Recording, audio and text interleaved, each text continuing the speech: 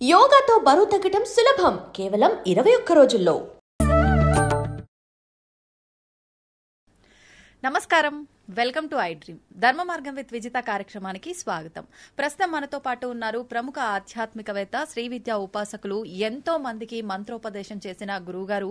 ఆయన మంత్రోపదేశం కోసం, ఆయన ఉపాసన శిక్షణ ఇవ్వడం కోసం ఎంతో మంది ఎదురు చూస్తూ ఉంటారు. ఇప్పటికీ ఎంతో మందికి ఆయన ఇప్పటికే మంత్రదీక్షను ఇవ్వటం జరిగింది. ఇప్పుడు వారితో మాట్లాడి మనం మంచి మంచి విషయాలు తెలుసుకునే ప్రయత్నం చేద్దాం. వారే గురు కరుణామయ్య గారు. ఇప్పుడు వారితో మాట్లాడిద్దాం. నమస్కారం గురుగారు. నమస్కారం. బాగున్నారా? బాగున్నాను, మీరు ఎలా ఉన్నారు? అమ్మదే వల్ల బ్రహ్మాండంగా ఉంది. అంతే, మీరు ఆ మాట అనగానే మాలో జోస్ వచ్చేస్తుంది. గురుగారు, ప్రతి ఒక్కరు కూడా అనుకుంటారు, అంటే భగవంతుణ్ణి ఎంతో భక్తితో పూజిస్తాము, మనసులో అంటే కోరికల కోసమే అని కాకపోయినా ఖచ్చితంగా భగవంతుడు ఉన్నాడు, మాకు ఆయన ఆ కోరిక నెరవేరుస్తాడు, ఆ కష్టం నుంచి గట్టెక్కిస్తాడు అని చెప్పి వేడుకుంటాం, చేయాల్సిన విధానం అంతా ఆచరిస్తాం. కానీ ఆ విధానాన్ని తీర్చే ముందు, మన సంకల్పం నెరవేర్చే ముందు అమ్మవారైనా సరే, స్వామి అయినా సరే చాలా పరీక్షలు పెడుతుంటారేమో అనిపిస్తుంది. నిజంగా అలా పరీక్షలు పెడుతుంటారంటారా? పరీక్షలు పెట్టి అవి పూర్తయిన తర్వాతే ఆ కోరిక నెరవేరుతుందంటారా? ఇది అంటే నాకు కూడా అనిపించింది పర్సనల్ గా చాలా సార్లు. ఇది వాస్తవం అంటారా? అసలు ఏంటి? మేము మామూలుగా ఆలోచిద్దాం, ఇలా హెవీ టాపిక్ ని చిన్నపిల్లల్లా ఆలోచిద్దాం. తప్పకుండా. ఆటో క్లాస్ చదివి వాడికి పరీక్ష పెడతారు. అవును. ఏబిసిడిలో ఏదో. అవును. పోస్ట్ గ్రాడ్యుయేషన్కి వెళ్ళి వాడికి పరీక్ష పెడతారు. ఆటో క్లాస్ వెళ్ళేవాడు మామూలుగా ఏదో హలో హలో అని దేవుని పలకరించి ఒక అగరబత్తి వెలిగించేవాడు అనుకోండి. నేను అమ్మవారిని ప్రసన్నం చేసుకోవాలి, ఆవిడ వల్ల నేను అశేషమైనటువంటి ఆధ్యాత్మిక జ్ఞానాన్ని పొందాలి, పుణ్య కీర్తిని సంపాదించాలి, ఇవన్నీ భావనలతో నేను ఉపాసన చేస్తే మరి వీడికి నిజంగా అటువంటి వాల్యూ, అర్హత ఉందా లేదా అని పరీక్షించాల్సిన ఒక సిస్టమ్ ఒకటి ఉంటుంది కదా. అవును, అంతే కదా. సో అర్హతను నిర్ణయించడం కోసం ఒకటి. రెండోటి, a person who takes difficulty as an opportunity is a saint, who takes opportunity as a difficulty is a normal person అంట. నాకు పరీక్షని ఎవడికి పరీక్ష పెడుతుంది? ఒక చిన్న విషయం, మా గురువు గారు నవావరణ పూజని శ్రీ విద్యలో చాలా కష్టమైన లాస్ట్ పూజ అనమాట. అది న్యాయంగా చెప్పాలంటే 16 గంటల పూజ. మా గురువు గారిని censor cut cut cut cut అని ఇది ఎక్కలేదు మనకు అక్కలేదని 4 గంటలకు కుదించారు. కుదించి మాకు ఇంకా నేర్పలేదు. నాకు పుస్తకం ఇచ్చే రోజు, సుబ్బు, నన్ను సుబ్బు అని పిలుస్తారు ఆయన, సుబ్బు నువ్వు ఇది రేపు చేస్తున్నావు అన్నారు. అప్పుడు కొంచెం యంగ్ ఏజ్ కదా, ఉక్రోషం వచ్చింది. కనీసం పూజ పేరైనా చెప్తారా, మాకు టీచ్ చేయడం మాట అటుండండి, పేరైనా చెప్తారా అని అడిగాను. దీన్ని నవావరణ పూజ అంటారు, శంకరాచార్య వాళ్ళు పీఠంలో వాళ్ళు చేస్తారు.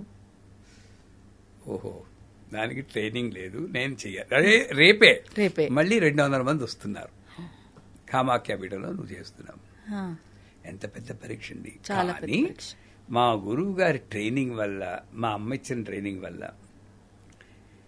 ఏదో నాలో కెపాసిటీ లేకపోతే మా గురువు అంత పరీక్ష పెట్టడు, ఆయనే ఇస్తాడు స్ట్రెంగ్త్ అన్నారు. మార్పు నాలో వచ్చింది. సూపర్. నేను చెయ్యాలి, పరీక్షలా పెట్టుకోలేదు. నేను ఒక ఛాలెంజ్, ఒక అవకాశం తీసుకుని నేను ఎలాగైనా సరే దీన్ని సాధించాలని ఆ రాత్రంతా ఫిజిక్స్ కెమిస్ట్రీ చదివినట్టు చదివేశాను. మర్నాడు చేసే 200-300 తప్పులతో చేస్తుంటాను. బట్ ఎలా చేసేవు అన్నది కాదు ముఖ్యం సుబ్బు, చేసేవా లేదా అన్నది ముఖ్యం. అది నేర్చుకోవాలన్నారు తర్వాత నెక్స్ట్ డే గురువు గారు. అంచేత పరీక్ష అన్నది లేకపోతే నీకు అసలు ఆ స్థితికి వెళ్ళడానికి వాల్యూ ఉందా లేదని ఎవాల్యుయేషన్ లేకుండా నువ్వు అక్కడికి వెళ్ళినా నీకు ఉపయోగం ఉండదు. ఇప్పుడు రామదాసే ఉన్నాడండి, రామదాస్ లైఫ్ మామూలుగా గుడి కట్టేశారు అనుకోండి, ఎక్కడైనా ఇంత గుర్తుంచుకోరు కదా. ఎంతో మంది గుళ్ళు కట్టారు. ఎందుకు గుర్తుంచుకుంటున్నాం? తానీషా అతను జైల్లో పెట్టి ఫాట్ పని కొట్టి, మరి అది పరీక్ష కదండి. పైగా ఈయనేమో పిలుస్తుంటే ఈయనకి దర్శనం ఇవ్వకుండా వెళ్ళి తానీషాకి దర్శనం ఇచ్చాడు. అక్కడ మళ్ళీ ఇంకో పరీక్ష. ఆ పరీక్షలో ఒకసారి బ్యాలెన్స్ తప్పి ఎవడబ్బా సొమ్మని కులుకుతూ ఉన్నావు నోరు దారి అనేసాడు. అనేసి వెంటనే గుర్తొచ్చి దెబ్బల కోరవలేక అబ్బా అని పిలిచాను ఎవరుకోక నాయన తెలుసుకున్నాడు తన తప్పుని. అంత చనువు ఉండేది ఆ తరంలో. భగవంతుడంటే ఒక ప్రత్యేక రూపం కాదు, నాలో ఒక భాగం అన్న ఆ క్లోజ్నెస్ ఉండేది. అంచేత పరీక్ష అమ్మ అనుగ్రహం దగ్గరికి వెళ్ళి కొలిది 100% ఏదో రకంగా ఒక బంగారమే ఉందండి. బిస్కెట్ లా ఉంటుంది. బిస్కెట్ ఏం చేస్తారండి, తింటారా? మరి నగేసుకోవాలా? నగేసుకుంటే కొలిమిలో కాల్చాలా? నీకు ఒక రూపు ఇవ్వాలంటే బంగారాన్ని ఎలా కాలుస్తున్నావో అలాగే నీకు ఒక రూపు ఇవ్వాలంటే అమ్మ కూడా నిన్ను అలాగే కాలుస్తుంది. అంటే బంగారంలా కాదు, పరీక్ష పెడుతుంది. నేనేమనుకోవాలి, పరీక్షలు వచ్చి కొలిది ఎంత పాండవులకి ఎంత పరీక్ష రాలేదు. కుంతిదేవుంటుంది వచ్చి జన్మ అంటున్నా కూడా నాకు ఇలాంటి జన్మ ఈ తల్లి, ఎందుకంటే ఎంత బాగా నీవు దగ్గరయ్యావు అని అనుకుంటుంది కదా. అంచేత పరీక్షల్ని నేను అమ్మకి దగ్గరయ్యే ఒక ఉపకరణం కింద నేను భావిస్తే నేను పరీక్ష కింద భావించను. ఎన్ని పరీక్షలు పెట్టారు మా గురువు గారు కానీ నా జీవితంలో కానీ విపరీతంగా వచ్చాయి. పెద్ద టాపిక్ అది. అంటే పరీక్ష పెడుతుందంటే 100% పెరుగుతుంది. మరి నువ్వు కోరుకున్నది లేదా నోరు మూసుకుని మామూలుగా ఒకరి తెలుగుతూ కూర్చో, పర్లేదు, నేనేమీ పరీక్ష పెట్టాను. కానీ ఇక్కడికి రావాలి అంటే వారు చదివితే పుణ్యకీర్తి సంభాషణ అమతిర్మేధ శృతి స్మృతిరంతమా పుణ్యకీర్తి పుణ్యలభ్య. పుణ్యకీర్తి ముందు అమతిర్మేధ శృతి స్మృతి అన్న పదాలున్నాయి. అంటే నువ్వు ఏ ఆలోచన వచ్చినా సరే దానికి లొంగకుండా ఈ ఆలోచన అమ్మ వల్లే వచ్చింది, ఆలోచన ముందు అమ్మ ఉంది అన్న స్థితికి నువ్వు చేరాలి. దానికి పరీక్ష పెడుతుంది. శృతి స్మృతి వేదము ఉపనిషత్తు చదువుకోవాలంటే నీకు కంటతా వచ్చిందంటే 64 ఏళ్ళు పడుతుంది 4 వేదాలు పట్టుకోండి అని ఎవరో చెప్పారు. 16 ఏళ్ళు ఒక వేదానికి, అంత వయసు మన దగ్గర లేదు. అంటే వేదం వచ్చిందా అని చూడకుండా వేద సారం నీకు వంటబెట్టిందా అని అక్కడ పరీక్ష పెడుతుంది. శృతి అనుత్తమ, నువ్వు మామూలు వాళ్ళగా ఉన్నావా లేక యునిక్ గా ఉన్నావా? రోడ్డు మీద ఎవడో గిలగలా కొట్టుకుంటూ ఉంటాడు, నువ్వు వీడియో తీసి యూట్యూబ్ లో పోస్ట్ చేసుకుంటున్నావా లేక వాడికి ఏమైనా సాయం చేస్తున్నావా? ఆ పరీక్ష పెడుతుంది. రేపు నీకు ఒక పరీక్ష పెడుతుంది. అనుత్తమ నువ్వు, ఎందుకంటే ఒక చరిత్రలో మిగిలిపోతావు. ఎంతమంది గుర్తుంచుకుంటున్నారు? మనం పోయామనుకోండి, ఎంతమంది గుర్తుంచుకుంటారండి? మన ఫ్యామిలీ మెంబర్సే 10 నెల రోజులు 3 నెలలు గుర్తుంచుకున్న తర్వాత మళ్ళీ మామూలే అయిపోతుంది. మళ్ళీ రమణ మహర్షి, రామకృష్ణ పరమహంస, శంకరాచార్యులు వాళ్ళని ఎంతమంది గుర్తుంచుకున్నారు? మహాత్మా గాంధీ వాళ్ళు యూనిక్ పర్సనాలిటీ. వాళ్ళు ఎంత అనుభవించారు, జైళ్ళకి వెళ్ళారు. క్యాన్సర్ వస్తే ఆ పురుగు కింద పడిపోతే మళ్లీ పురుగును పీల్చి పెట్టారు. ఏమీ మామూలుగా ప్రాపంచికంగా మనం అనుభవించేది ఏది అనుభవించలేదు. అదే పెద్ద పరీక్ష వాళ్ళకి. చేత పరీక్ష పెడుతుందా అంటే 100% పెడుతుంది. కానీ ఆ పరీక్ష తట్టుకునే శక్తి కూడా ఆవిడే ఇస్తుందన్న నమ్మకంతో ముందెళ్తే పరీక్ష ఒకసారి దాటి అటు వెళ్ళేవా ఆ చంద్రార్కం మనం ఉంటాం. అది మాత్రం సత్యం. నా జీవితంలో మొట్టమొదటి గురువుగారి దగ్గరికి వస్తే నేను నీ జీవిత లక్ష్యం ఏమిటంటే చాలా రోజులు కొన్ని వేల మంది నన్ను గుర్తుంచుకుండాలి, మంచిగా గుర్తుంచుకుంటూ ఉండాలి. వీడురా ఇదిరా జీవితం అనుకుంటే అన్న జీవితం నాకు వచ్చేటట్టు అనుగ్రహించండి. సూపర్. ఎందుకంటే నాకేం కోరికలేదు. కానీ చాలా తక్కువ ఆలోచిస్తారు ఇలా కదా గురుగారు. అంటే గురువు ఇచ్చిన అనుగ్రహం అదృష్టం అనుకోండి. అలా అదే, అంతకన్నా లేదు నాకు ఏమి. ఇప్పుడు కూడా అంతే. ఇప్పుడు నాకు తృప్తే. నేను వెళ్ళిపోయినా కూడా తరతరాలు నన్ను అనుకుంటూ ఉంటారు. నాకేం బెంగలేదు. వెనక్కి తిరిగి చూస్తే తృప్తే గాని నాకు బెంగలేదు. ఆ జీవితం రావాలి అంటే నేను పడ్డాను, ఎన్ని పడతాం, విపరీతంగా పెద్ద పెద్ద స్వామీజీలు, శంకరాచార్యులు వారు వాళ్ళందరూ పడ్డారు. అగ్ని ప్రయోగం జరిగింది ఆయన మీద. ఇవన్నీ తట్టుకుని అమ్మ అనుగ్రహంతో నిలబడ్డాడు గనకనే ఇంతెందుకు ప్రహ్లాదుని తీసుకోండి. అవును, హిరణ్యకశిపుడు ఎన్ని హింసలు పెట్టలేదు, ఒక్కసారైనా మానేడా? మన వాళ్ళు మా ప్లేస్ లో ఉంటే బాబోయ్ సరెండర్ అయిపోతాం కదా. దేవుణ్ణే తిట్టేస్తుంటారు.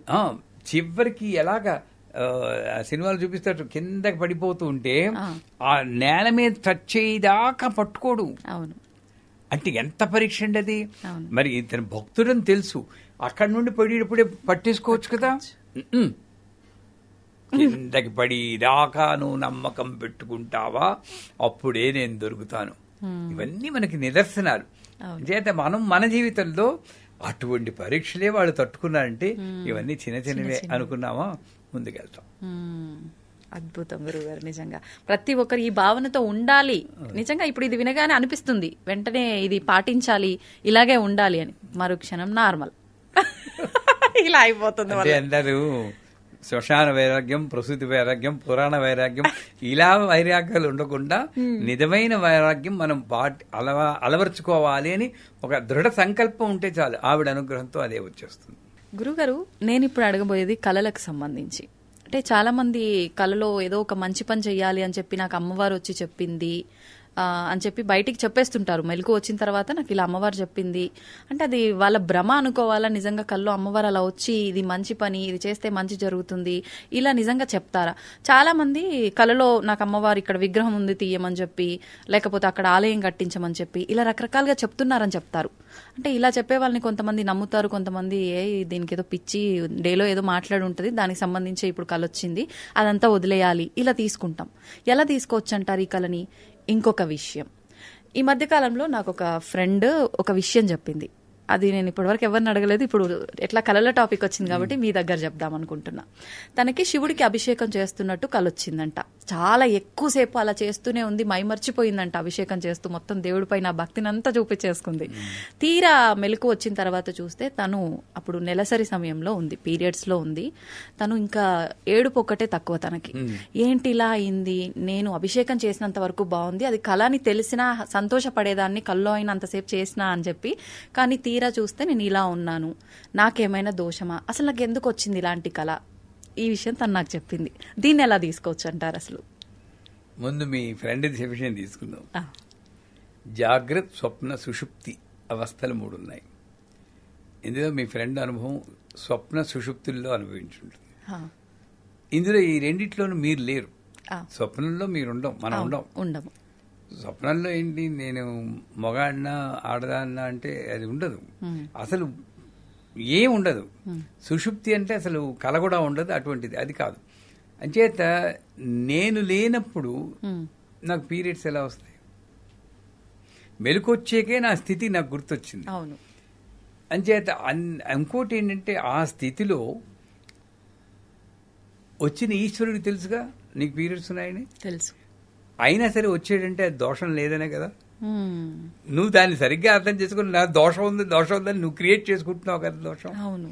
ఆ ఈశ్వరుడు సర్వాంతర్యామి, సర్వజ్ఞ అని తెలిసినవాడు. ఈ అమ్మాయికి పీరియడ్స్ ఉంది, నేను కళ్ళలో రాకూడదని అనుకుని రాకుండా ఉండాలి కదా మరి న్యాయంగాను. అంతే. వచ్చేడు అంటే నీ ప్రయత్నము, నీ ప్రేమేం లేకుండా వచ్చిన దానికి నీ బాధ్యత ఎంత మాత్రం లేదు. ఇకపోతే మా గురువుగారు చెప్పారు 2 ఉన్నాయి, విజన్ అండ్ మెమరీ లీక్ అని. కళలు అనేవి మోస్ట్లీ మెమరీ లీక్. ఈవిడికి 3 వంతులు శివరాత్రి ముందు వచ్చి ఉండాలి కథ కళ. ఇది శివుడి గురించి ఆలోచిస్తుంటా కదా, శివరాత్రి ముందు కాబట్టి శివుడు వచ్చేస్తాడు. అవన్నీ మెమరీ లీక్లు. అంచేత మోస్ట్లీ మెమరీ లీకే ఉంటుంది. విజన్ అంటే ఏమిటి అని మా గురుగారు అడిగితే, నీకు ఇంత ముందు చూడనటువంటి ఆకారాలు కానీ చూడలేటువంటి దృశ్యాలు కానీ కనబడితే నీ మెమరీకి బియాండ్ యువర్ మెమరీ, అది విషన్ అని గుర్తుంచుకోవాలన్నారు. ఇప్పుడు మా కళలో మధురై మీనాక్షి కనబడింది, మంచిదే, మెమరీ లీక్. ఆకాశంలోని పుష్పవర్షం కురిచింది, మెమరీ లీక్. కాకపోతే అరటి చెట్టు నుండి కలువు పువ్వు వచ్చింది, బుర్ర తిరిగిపోతుంది. ఎలా వచ్చింది? ఏదో ఉద్దేశం ఉంది. దీని మళ్ళీ వ్యాఖ్యానాలు చెప్పమని అడుగుతుంటాను. నాకు నా గురువుగారితో కూర్చున్నప్పుడు కుంభాభిషేకం అప్పుడు ఇక్కడ కూర్చో జపం, కళ్ళు మూసుకో అన్నాడు. అప్పుడు కళ నిద్రపోలేదు కూడా. మూసుకుంటే చుట్టూరా ఉన్న జనాలకు బదులు గాజులేసుకున్న చేతులు వచ్చి, భూమి మీద నుండి చేతులు వచ్చి ఇలా మా మీద అక్షతలు వేస్తుంది. మా మీద అక్షతలు పైనుండి పడాలి కానీ భూమి మీద నుండి రావడం ఏమిటి? అలా చూస్తూనే ఉన్నాను అనమాట. లోపల మా గురువు గారి గురుపత్ని అన్నపూర్ణాంబ వచ్చి, ఎరసుబ్బు ఇక్కడున్నావేంటి? ఇక్కడే ఉన్నాను, గురువుగారి పక్కన కూర్చున్నాను. లేదు, ఇక్కడ ఉంటుంటే సహస్రాష్ట్ర దగ్గర కూర్చుని నువ్వు లలిత సహస్రం చదువుతున్నా, నేను వినొచ్చాను. అంటే ఏమిటి? ఆ టైంలో శరీరానికి అతీతమైన అనుభవం కలిగింది. నేను ఇలా చూస్తున్నాను, నేను ఇక్కడే ఉంటే గురువుగారు నా వైపు చూసి నవ్వుతున్నారు. అది అనుభవం, అది విషన్ అని చెప్పి. కాకపోతే మరి కల్లో అమ్మవారు కనబడి చేయమంది, అది చేయమంది అనుకుంటే ఓ పాజిటివ్గా తీసుకుని మెమరీ లీక్ అయినా కూడా మంచే కదా, చేస్తే పోయింది కదా, అది మెమరీ విజన్ అనుకుని నాకు అమ్మవారు గుడి కట్టించమంటే శక్తి ఉంటే గుడి కట్టిస్తే మన జీవితం బాగుపడుతుంది, 10 మందికి బాగుంటుంది. అదే ఎవరినో పొడి చేసినట్టు ఒక కళ వస్తుంది అనుకోండి, అది నేను మెమరీ లీక్ అనుకోవాలి. ఎవడి మీద నాకు కోపం ఉంది అది దానికి మేనిఫెస్ట్ అయిపోయి పొడిచినట్టు అస్సలు పట్టించుకోకూడదు అనాలి. ఆ మెమరీ లేకని విజన్ కింద తీసుకోవాలి. దీన్నేమో అందుకే పీడకల్లని అందరూ అందరి దగ్గరికి వెళ్తూ ఉంటారు. స్వామి నాకు మీకు కూడా చూడండి, ఒకప్పుడు దొంగాడెవడో ఇంట్లోకి వచ్చినట్టు మనం అరవాలనిపిస్తుంది, నోరు రాదు, అరుస్తున్నాం అనుకుంటాం. అవునా కాదా? అంటే ఏంటి, మీ మెంటల్ స్టేట్ ని బట్టి ఆ కళ వస్తూ ఉంటుంది. పీడకలు ఇవన్నీ వచ్చినప్పుడు చాలాసార్లు చచ్చిపోయినట్టు వస్తుంది, మనమే చచ్చిపోయినట్టు వస్తుంది, లేదా గొప్ప కష్టం వస్తున్నట్టు, బస్సు కింద పడిపోయినట్టు కూడా వస్తుంది. ఇలాంటి పీడకలు నిజంగా మా గురువుగా చెప్తాను ఏమిటంటే, నిజంగా నువ్వు అనుభవించాల్సింది రాసి పెట్టున్నా నీ ఉపాసన వల్ల కలలో అనుభవించినట్టు చేసింది, అక్కడికి తొలగిపోయింది. ఇంకా అందుకే షిరిడి సాయి చరిత్రలో కూడా కలలో టీబీ వస్తుంది వాడికని ఒక చోట చెప్తారు. అంటే టీబీ అనుభవించాలి, నిజంగా అనుభవిస్తే సంవత్సరాల తరబడి దగ్గుకుంటూ కూర్చోవాలి. అలా కాకుండా వాడి నమ్మకం వల్ల, ఉపాసన వల్ల నిద్దట్లో కర్మ పూర్తిగా తీసేయలేడు, నిద్దట్లో అంచేత వచ్చి పీడకలన్నీ కూడా నా యొక్క కర్మ విశేషం చేత నిద్దట్లో అనుభవించేది, థ్యాంక్ యూ అని అనుకుంటే గొడవ లేదు. దీన్ని పట్టుకెళ్ళి మళ్ళీ ఎవరి దగ్గరకు వెళ్ళిపోయి ఇది వచ్చిందంటే అగో పలానా హోమం చేసే అంటారు వాళ్ళు, డబ్బు ఖర్చు అవుతుంది, ఇవన్నీ అనవసరం నా దృష్టిలో. ఏదైనా సరే అమ్మవారు లేలేనండి, మంచి వచ్చినా చెడు వచ్చినా అమ్మవారు, మంచి చెడు లేవు, ధర్మాధర్మ వివిధత.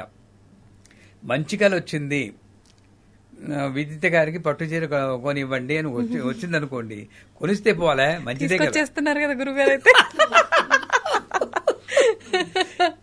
అంతేగాని దాన్ని మళ్ళీ విశ్లేషణ చేసుకోవడం ఎందుకు? అవును, అదే ఒక పీడకలో చెడ్డకలో వచ్చింది అనుకోండి, అవన్నీ లీక్లే, మెమరీ లీక్, ఏం పట్టించుకోకలేదు. ఎప్పుడో నిజంగా జరగాల్సింది నా అదృష్టం బాగుంది, కల్లో అయిపోయింది, నిజంగా అయిపోతే ఎంత ఘోరంగా ఉండని అమ్మవారికి థ్యాంక్స్ చెప్పుకోవాలి. పీడకలకి అమ్మవారికి థ్యాంక్స్ చెప్పుకోవాలి, అది కరెక్ట్ అయినటువంటి పద్ధతి. ఎందుకంటే కళల్లో అమ్మవారు చెప్పింది నిజంగా వచ్చిందా అంటే నమ్మితే అమ్మ లేకపోతే బొమ్మ అని అంటూ ఉంటారు కదా, అలాగే మంచి నమ్మకం ఉండడం ఎప్పుడు మంచిదే. రేపు ఏమిటో గ్యారంటీ లేదని అన్ని వేదం చెబుతుంది, ఉపనిషత్తు, కానీ నెక్స్ట్ వీక్ కలుస్తాను ఏ ధైర్యంతో చెప్తున్నావు? పాజిటివ్ కాబట్టి. అలాంటి పాజిటివ్ యాటిట్యూడ్ తీసుకుంటే ప్రతి కళ మంచిదైతే మనం వెంటనే చేసుకుంటే శక్తి అనుసారం మంచిది, లేదా విపరీతంగా వచ్చిందంటే పర్లేదు నాది కాదు అనుకుని బ్రష్ ఆఫ్ చేసుకోవడం మంచిది.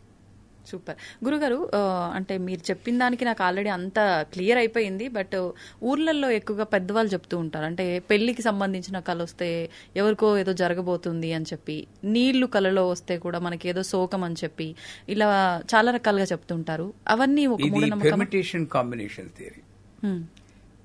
5 మందికి ఈ కళ వస్తే వాళ్ళ ఇప్పుడు మా దీంట్లో శ్రీమంతం అలవాటు లేదండి అంటుంటారు. అవును అవును. ఎందుకు? శ్రీమంతం ఒక 4 సార్లు అటెంప్ట్ చేస్తే ఏ ముసలమ్మ వెళ్ళిపోయి ఉంటుంది, 70 ఏళ్ళ ఆవిడ. ముసలమ్మ ఎలాగా వెళ్ళాలి, వాళ్ళు శ్రీమంతానికి లింక్ పెట్టేస్తారు. ఈ శ్రీమంతం వల్ల ముసలం వెళ్ళిపోయేవారి 3 సార్లు 3 ముసలం వెళ్ళిపోతే ఇంక శ్రీమంతం మా ఇంట్లో రాలేదు, మాకు ట్రెండ్. మీ టీవీలో ట్రెండింగ్ అంటారు కదా, ట్రెండింగ్ అయిపోతుంది అంతే. అలాగ వచ్చిందే తప్పితే దీనికి దానికి అసలు లింక్ లేదండి. ఉండే స్వప్న ఇప్పుడు ఏంటి, ఒకవేళ అలా వచ్చిందనుకోండి, స్వప్న వారాహి అని ఘోరే ఘోరే టాటా స్వప్నం టాటా అని ఒక మంత్రం ఉంది. స్వప్న వారాహి మంత్రం చదువుకుంటే ఒకవేళ అలా వచ్చినా కూడా ఆ దోషం మనకి తగలకుండా ఉంటుంది. అది లేదు ఒకవేళ ఆ ఫీలింగ్ ఉంటే మనం స్వప్నవారాహి మంత్రం చదువుకుంటే ఆ దోషం ఉండదు. సో అంచేత ఇది వస్తే జరుగుతుంది, అది వస్తే జరుగుతుంది. ఏమండి అంత ఉపాసన మనం చేస్తున్నామండి, అమ్మవారు వచ్చేసి నీకు లేదు అంత భక్తి ఎక్కడ చూపిస్తున్నాం మనం? అది ఆలోచించుకుంటే మనకి దీని గురించి పట్టించుకోము. అవును అవును, ఆ స్వప్నవారాయం అంతా చేసుకుని మామూలుగా ఉంటాం అనమాట. సంతోషం గురుగారు, చాలా అపోహలన్నీ కూడా క్లియర్ అవుతాయి ఈ వీడియోతో. చాలా మందికి కళ్ళ గురించి, పీడకళ్ళ గురించి ఇబ్బంది పడే వాళ్ళకి ఒక మంచి టాపిక్ ఇది నిజంగా. థ్యాంక్ యూ గురుగారు, ధన్యవాదాలు. నమస్కారం.